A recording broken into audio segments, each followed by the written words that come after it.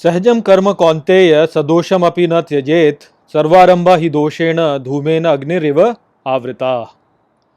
Hello friends, this is the 48th shlok of the 18th chapter of Bhagavad Gita, and today we will understand this shlok in detail. So let's first go over its meaning. So the shlok says, Sahajam karma kaunteya, which means natural actions, O kaunteya. Sadosham api na tyajet, which means do not give up even with defects. Sarvarambha hi doshen, which means all activities occur through faults. Dhumen agnir iva avritaha, which means just as smoke covers the fire. So Shri Krishna now say that natural actions must not be given up even when we see defects in them, because in reality all the activities have some sort of fault associated with it, just as a smoke is always associated with fire. So to understand this message of Shri Krishna here, we have to first understand what are sahaj actions. So he is saying sahaj karma, which is sahaj action or natural action. So what is this natural action? So sahaj as a word has many meanings. It also means easy, it also means natural, it means a lot of things. But if you were to really understand the meaning of sahaj, then you have to break it down and see sah ja. That is what it is. Saha ja. Saha means together and ja means generated. So you can say sahaj is something which is generated by itself, and therefore it has been said as natural. So it is generated by ourselves. It is generated with us basically. So when you say sahaj, then someone can interpret such an action to be action that one has to perform just to survive in this world, such as eating, sleeping, drinking, etc. They are the actions which are born with us. As we are born, we have to do these things. So some people have interpreted it like this, but this is not what is meant by natural action over here. Shri Krishna is not saying that we should abandon everything and just perform those actions which are absolutely necessary for us to survive. That is not what he is saying. He is saying that the natural actions are the actions which come to us by themselves. So as an example, it is our duty to take care of our parents. So you don't have to do anything to get this duty in your hand. If you want to be a district magistrate and you want to get the duty of a district magistrate, then you have to give an exam and prepare for it and do things like that. So that is not natural action. You have to put in an effort to do that. But if you want to serve your parents, then you don't have to really do anything. That is something which has come naturally to you. It is your natural duty to take care of them. So that is what is meant by natural actions over here.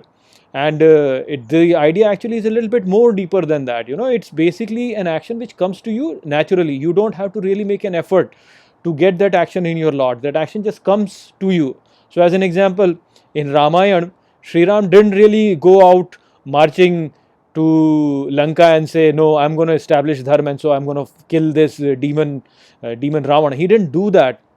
What happened in Ramayana was that the events unfolded in a manner that eventually it so happened that Sri Ram ended up in confrontation with Ravan. So that confrontation was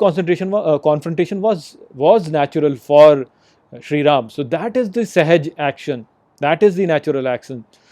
So these natural actions, they come to you by themselves, and they come to you by themselves because the universe wants you to perform those actions. The universe wants you to carry them out for the universe, and therefore if you renounce them, then that will be a big folly on your side. You will not be able to overcome your defects by that. If you think that, oh, this action is something which is bad, so I should not do it. So an action which comes naturally to you is an action that should be performed. So Sri Ram, he didn't really say that, oh, I will not kill Ravan because it's a sin to kill others. He didn't do that. It came naturally to him and he performed his action. So we must all understand that all actions have some kind of defect associated with them. But if that action comes to us naturally, then the universe wants us to complete that action and we should do it and not really think that, oh, there is some defect in it. So all actions basically have some defect in it. We have to understand this.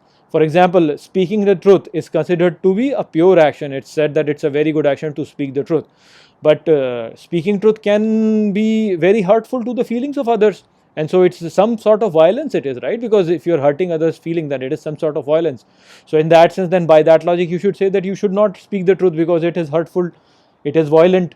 So we should all understand that we do not have to worry about the defects of an action by themselves, because all actions have defect.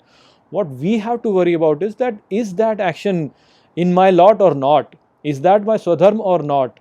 Does the universe wants me to perform that action, or does the universe don't?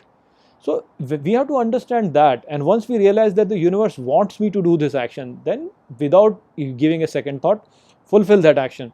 So instead of striving to be somebody because the ethical conduct or the society says so, so we have to be somebody, we should not really think of it like that. What we should think of it, that this is who I am, this is my nature, I will be like this, I will let the life happen to me, and I will act in accordance with how the life happens to me. And then if you do that, then you will accomplish what you have been born to accomplish over here.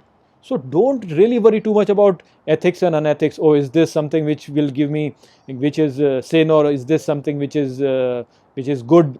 Don't think of it. If you realize that whatever universe wants me to do, that is what I will do, because there is no sin, or there is no charity or good work as such to say in the universe. All the works are basically have some good in it and some bad in it. So the merit of an action should be determined based on my own situation, my own nature, and the eventuality, the interference of the divine. So when these three things combine, then you will get that action which will move you towards Lord. That action is the sahaj karma. That action is the natural action that has come to you, because the universe wants you to do that. Once you do that, you will attain what you have been born to attain. So that was the message of this shlok. I hope that I have explained this shlok well to you. With that, I'll close this video. I'll see you in the next video. Take care.